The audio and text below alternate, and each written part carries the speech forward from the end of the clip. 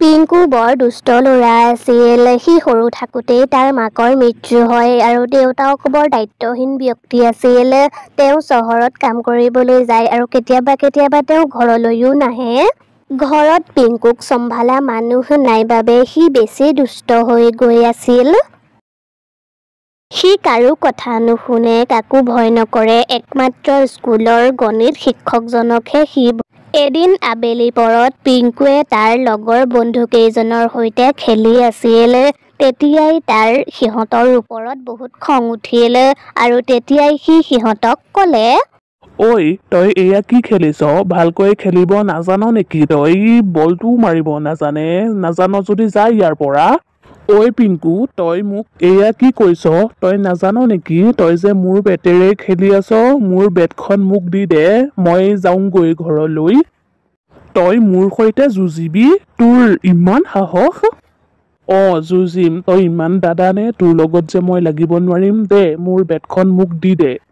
তাৰ পাছত ল'ৰাটোৱে পিংকুৰ পৰা বেটখন আনিবলৈ গ'ল আৰু সি আগবাঢ়ি যোৱা দেখি বাকীকেইটা ল'ৰায়ে তাক ৰখালে, কিন্তু সি কাৰো কথা নুশুনি আগবাঢ়ি গ'ল আৰু সেইবোৰ দেখি পিংকুৰ বহুত খং উঠিল আৰু তেতিয়াই সি বেটখনেৰে ল'ৰাটোক মাৰি দিলে।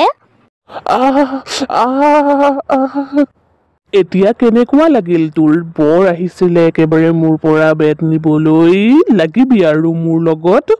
মই তোক শুদাই নেৰো পিংকু। মই এতিয়া ঘৰলৈ গৈ মাক কথাবোৰ কমগৈ আৰু মায়ে তোৰ দেউতাক ক'ব। তাৰ পাছত তোৰ গতি কি হ'ব তই চাবি।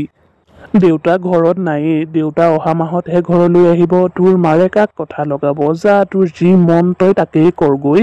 ঠিক আছে, মই কালিলৈ স্কুলত গণিত ছাৰক কথাবোৰ ক'ম। তাৰ পাছত চাম তোৰ ফুটনি কলৈ যায়। কথাটো শুনাৰ লগে লগে পিংকুৱে বেট তাতেই পেলাই লৰ মাৰিলে। গণিত ছাৰৰ নাম শুনিলেই তাৰ হাত ভৰি কঁপে আৰু সি চুপচাপ গৈ ঘৰৰ ভিতৰ সোমালে। পিছদিনা সি স্কুললৈ যাওঁতে গণিত ছাৰে সি ৰুমলৈ সোমোৱাৰ আগতেই তাক ৰখালে। পিংকু, মই এইবোৰ কি শুনিছো? তই বোলে ল'ৰা-ছোৱালীবোৰক দাদাগিৰি দেখুৱাই থাক, হয়নে? ছাৰ, আচলতে মোৰ ভুল নাছিল। আগতে সিয়েই কাজিয়া আৰম্ভ কৰিছিল। হ'ব, চুপ থাক। তই মোক বেলেগকৈ শিকাব নালাগে। তই কেনেকুৱা মই জনা আছে। তোৰ এতিয়া শাস্তি হ'ব। মোৰ ক্লাছত তই গোটেই সময়খিনি আঁঠুকাঢ়ি থাকিব লাগিব। পিংকু ৰৈ থাকোঁতেই শিক্ষকক কথা লগোৱা ল'ৰাজনৰ ওপৰত বহুত খং উঠিছিল। শিক্ষকক কথা লগোৱা ল'ৰাজনৰ নাম ৰোহন আছিল। ৰোহন গাঁওখনৰ গাঁওবুঢ়াজনৰ পিতেক আছিল। এনেও পিংকুৱে তাক দেখিবই নোৱাৰে আৰু স্কুল ছুটিৰ পাছত পিংকুৱে ভাবিলে, মই আজি ল'ৰা-ছোৱালীবোৰৰ আগত বহুত লাজ পালো। ইয়াৰ কাৰণ হৈছে ৰোহন। মই তাক শুদাই নেৰো। পিংকুৰ ৰোহনৰ ওপৰত বহুত খং উঠি আছিল আৰু তেনেকৈয়ে এদিন পিংকুৱে ৰোহনৰ পৰা প্ৰতিশোধ ল'বলৈ ঘৰৰ পৰা ওলাই চিধাই ফিল্ডলৈ গ'ল আৰু ফিল্ডত ল'ৰা-ছোৱালীবোৰ ৰৈ আছিল। ঐ চাচোন, পিংকু আহিছে। কি হ'ল পিংকু, তোৰ দাদাগিৰিৰ ভূত কমিল নে? তেনেকুৱা বুলিয়েই ভাবচোন। কিন্তু ৰোহন, তোৰ হাতত এইটো কি আছে? এইটো টেকেলি। মইতো ইহঁতক এতিয়া এইটোকেই দেখুৱাই আছিলো। দেউতায়ে চহৰৰ পৰা মোৰ বাবে আনিছে। টেকেলিটো দেখি পিংকুৱে চায়েই থাকিলে আৰু তাৰ টেকেলিটো বৰ পচন্দ হৈছিল। সি মনতে থিৰাং কৰিলে সি ৰোহনৰ পৰা টেকেলিটো কাঢ়ি আনিব। টেকেলিটো কাঢ়ি আনিলেতো ৰোহনে কান্দিব। ৰোহনে কান্দিলে তাৰ প্ৰতিশোধো পূৰণ হ'ব আৰু সি টেকেলিটোও পাব। এই টেকেলিটো দেখোন সঁচাকৈয়ে বৰ ধুনীয়া। হয়, কিন্তু মোৰ টেকেলিটো দে। ৰোহনে পিংকুৰ পৰা টেকেলিটো লৈ ল'লে। ৰোহনে টেকেলিটো লৈ লোৱাৰ বাবে পিংকুৰ বহুত খং উঠিল আৰু সি আকৌ ৰোহনৰ পৰা টেকেলিটো ল'লে আৰু টেকেলিটো লৈ সি তাৰ পৰা পলাল। ঐ পিংকু, মোৰ টেকেলিটো মোক দি থৈ যা। পিংকু দৌৰি গৈ আছিল আৰু সি গৈ গৈ গাঁৱৰ নদীখনৰ ওচৰ পালেগৈ। আৰে নদী, মই এতিয়া কোনফালেদি যাওঁ? সিফালেও যাব নোৱাৰো। ফচিলি নে তই? মোক মোৰ টেকেলিটো দি দে, নহ'লে কিন্তু মই তোক এই নদীলৈ ঠেলা মাৰি দিম। পিংকুৱে ৰোহনক টেকেলিটো নিদিলে আৰু ৰোহনে তাৰ পৰা টেকেলিটো ল'বলৈ যাওঁতে ভুলতে পিংকু পানীত পৰি গ'ল। আৰে এয়া কি হ'ল? পিংকু পানীত পৰি গ'ল। মইতো সাঁতুৰিবও নাজানো। মই সোনকালে গৈ ডাঙৰ মানুহ এজনক লৈ আহোঁগৈ। ৰোহনে কাৰোবাক আনিবলৈ গৈছিল, কিন্তু পিংকুৱে ভাবিলে ৰোহন তাৰ পৰা পলাল আৰু পিংকু পানীত ডুবি মৰি থাকিল আৰু সি মৰাৰ পাছত এটা ভূত হৈ গ'ল। কিন্তু এতিয়াও তাৰ হাতত ৰোহনৰ টেকেলিটো আছিল। পিংকু ভূতৰ ৰোহনৰ ওপৰত বহুত খং উঠি আছিল আৰু সেইবাবে সি চিধাই ৰোহনৰ ঘৰলৈ গ'ল।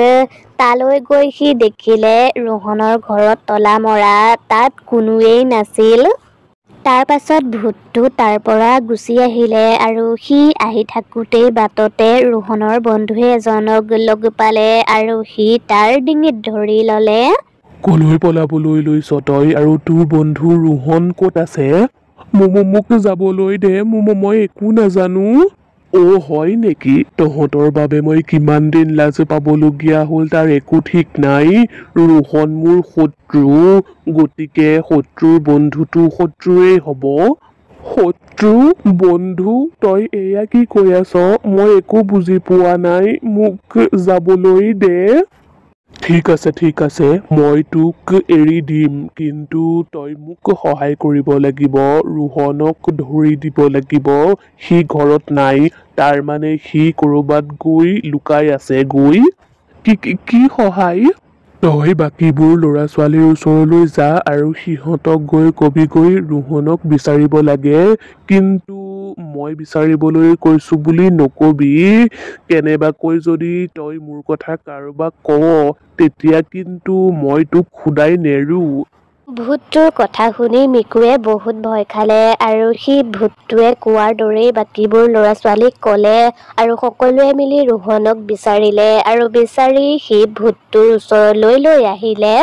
ভূতটোৱে ৰোহনক আঘাত কৰিবলৈ লৈছিলেই, কিন্তু তেতিয়াই পিছফালৰ পৰা গণিত শিক্ষকজন আহিল আৰু শিক্ষকজনক দেখি ভূতটোৱে বহুত ভয় খালে। ছাৰ, আপুনি ইয়াত? তই দেখোন মৰাৰ পাছত বেছিহে দুষ্ট হৈছ। তই এতিয়া সোনকালে আঁঠু কাঢ়। কিন্তু কিয় ছাৰ? মইতো একো কৰা নাই। ইমান সময়ৰ পৰা তই ৰোহনক বিচাৰি ফুৰিছ আৰু সেই কামটোৰ বাবে তই বাকীবোৰ ল'ৰা-ছোৱালীকো অশান্তি কৰিছ। তাৰ পাছত তই কৈছ একো কৰা নাই। সোনকালে আঁঠু কাঢ়, নহ'লে মই এতিয়া এছাৰি উলিয়াম। ল'ৰা-ছোৱালীবোৰে বহুত হাঁহিলে আৰু তেতিয়াই পতককে পিংকু ভূতৰ মনত পৰিল, সিটো এতিয়া মানুহ নহয়, সিটো এতিয়া এটা ভূতহে। মইতো ভূতহে, মই আকৌ শিক্ষকলৈ কিয় ভয় কৰিব লাগে? ঐ, কি ভুৰাই আছ তই? সোনকালে আঁঠু কাঢ়। মই আঁঠু নাকাঢ়ো, ৰ'ব, মই আপোনাক শিক্ষা দি আছো। তেতিয়াই ভূতটোৱে তাৰ যাদুৰে শিক্ষকজনক ওপৰলৈ উৰুৱাই দিলে আৰু সেই সকলোবোৰ বেচেৰা ৰোহনে কাষতে ৰৈ চাই আছিল আৰু শিক্ষকজনক তেনেকুৱা কৰা দেখি সি সাহসেৰে ভূতটোৰ ওচৰলৈ গ'ল আৰু ভূতটোক ক'লে, পিংকু, তই ছাৰক এৰি দে, তেওঁৰ একো ভুল নাই। তই ঠিকেই কৈছ, তেওঁৰ গাত একো ভুল নাই, ভুল তোৰ গাতহে আছে। এতিয়া মই তোক শাস্তি দিম। তেতিয়াই ভূতটোৱে শিক্ষকজনক তললৈ নমাই দিলে আৰু সি ৰোহনৰ ফালে চাই ক'লে, ৰোহন, তই এতিয়া ক, মোক মৰাৰ শাস্তি তোক এতিয়া কি দিওঁ? ঠিক আছে পিংকু, মোক যি শাস্তি দিবৰ মন আছে তই দে, কিন্তু বাকীবোৰ মানুহক এৰি দে। তই এতিয়া ইমান চিধা-চাধা হৈ দেখুৱাব নালাগে, তোৰ বাবেই মোৰ জীৱনটো শেষ হ'ল। নহয় পিংকু, তই ভুল বুজিছ, সি তোক বচাব বিচাৰিছিল। কি? কিন্তু কেনেকৈ? সিটো মোক তাতেই এৰি তাৰ পৰা পলাইছিল। মই পলোৱা নাছিলো, মই ডাঙৰ মানুহ এজনক মাতিবলৈ গৈছিলো। তেতিয়াই মই ৰাস্তাতে ছাৰক লগ পালো আৰু আমি দুয়োজন যেতিয়া নদীৰ ওচৰ পালোহি, তেতিয়া দেখিলো তই পানীত ডুবি গলি।